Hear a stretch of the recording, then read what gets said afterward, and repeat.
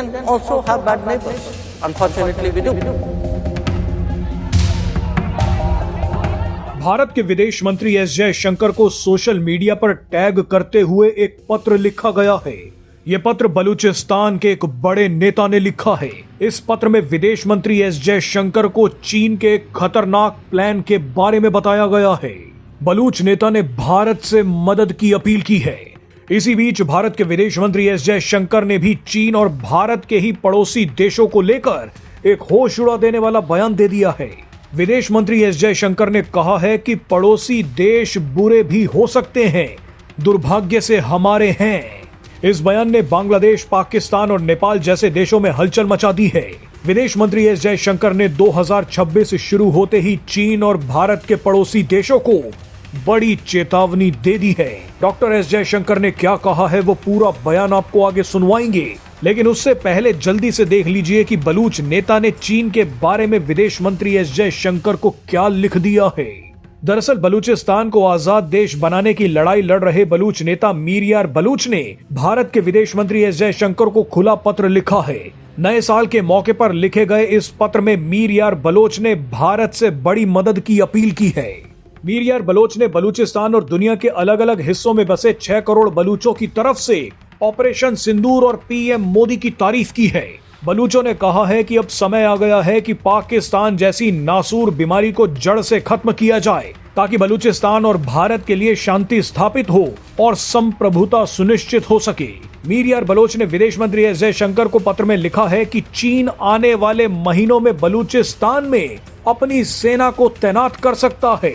अगर ऐसा होता है तो ये भारत के साथ साथ बलूचिस्तान के लिए भी बहुत बड़ा खतरा होगा। बलूचों का मानना है कि उन्होंने अभी तक तो अपने दम पर सीपैक प्रोजेक्ट को पूरा नहीं होने दिया, लेकिन चीन सीपैक प्रोजेक्ट को पूरा करने के लिए पागल हो चुका है। हालांकि चीन बलूचिस्तान लिबरेशन आर्मी के हमलों को देखकर थोड़ा डरा हुआ है। चीन को पाकिस्तान की सेना पर भी भरोसा नहीं है, इसीलिए चीन अपने सैनिकों को बलूचिस्तान में तैनात करना चाहता है। इसी खतरे से बलूचिस्तान को बचाने के लिए मीर यार बलोच ने विदेश मंत्री एस जयशंकर को पत्र लिख दिया। बहरहाल इसी बीच बांग्लादेश से लौटे विदेश मंत्री एस जयशंकर ने भी चीन और भारत के कुछ पड़ोसी देशों को एक बड़ी चेतावनी दे दी। विदेश मंत्री डॉक्टर एस जयशंकर ने कहा है कि पड़ोसी बुरे भी हो सकते हैं, दुर्भाग्य से हमारे पड़ोसी हैं। इस बयान में खास तौर पर पाकिस्तान को टारगेट किया गया है, लेकिन साथ साथ बांग्लादेश और नेपाल को भी इशारा दे दिया गया है।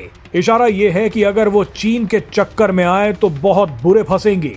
विदेश मंत्री एस जयशंकर ने चीन को भी साफ कर दिया है कि अरुणाचल प्रदेश पर नजर डालने की गलती ना करें, क्योंकि अरुणाचल प्रदेश भारत का था, भारत का है और भारत का रहेगा।